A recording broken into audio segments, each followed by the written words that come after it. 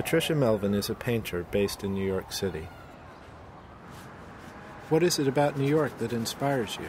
I was born here and raised nearby, and so I have memories of New York City from my early childhood, and to me it was always a magical place. Anything is possible here, and everything seems to happen here. And as my aunt once said to me, she said, people who live in New York, even if they've only been here for 1 year, they feel like they own the place. And I think that it's because New York is almost more of an event than a place where everything's changing and becoming something new all the time. And I think that's why it draws creative people, and it's very inspiring. Do you always paint in situ, or do you sometimes use photos?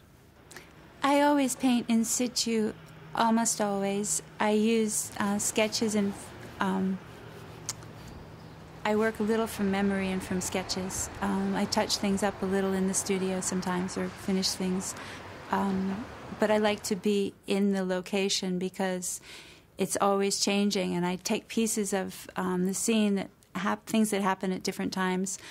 A bird flying by might be very beautiful, or a person walking in the street and assuming a certain gesture or a pose that's perfect for the composition. Things like that happen over the course of a painting, and they can be just perfect. But a photo is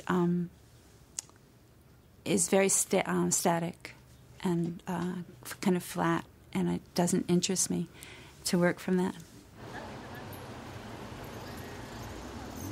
Does that mean you have to work very fast?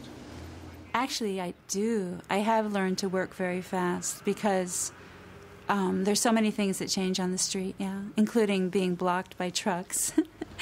And I do often work very fast. The seasons are constantly changing. People think of the 4 seasons, but really nature changes almost every day. And so if I started painting at one point, it's hard to finish it later in a different season or later on in the same season. What techniques do you use?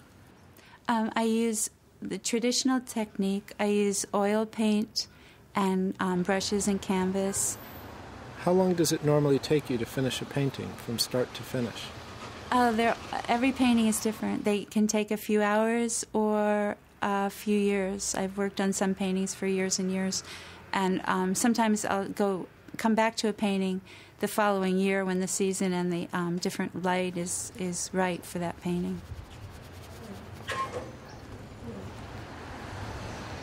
As well as the city pictures, you also paint outside New York in the countryside. What similarities and differences are there in painting the city and painting the countryside? The city is very geometric, and I happen to love geometry. I love angles, crisscrossing, and the composition and different geometric shapes. But the countryside, when I first started painting, it was very difficult for me for that reason, because you don't have the perspective of the streets and the angles of the roofs and so on to lead your eye through the painting.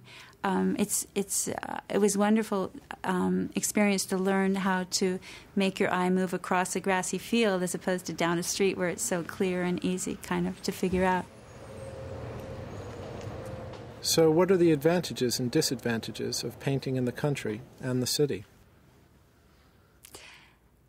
The countryside is a wonderful place for me to paint. I love it because I'm usually alone, pretty much alone there, and I'm not distracted by passers-by. In New York City, there are just so many distractions of people coming up to me, and they're usually well-meaning, but it's just an interruption. It's a distraction from my work. And the countryside is so beautiful that I love painting there. But do you ever paint portraits?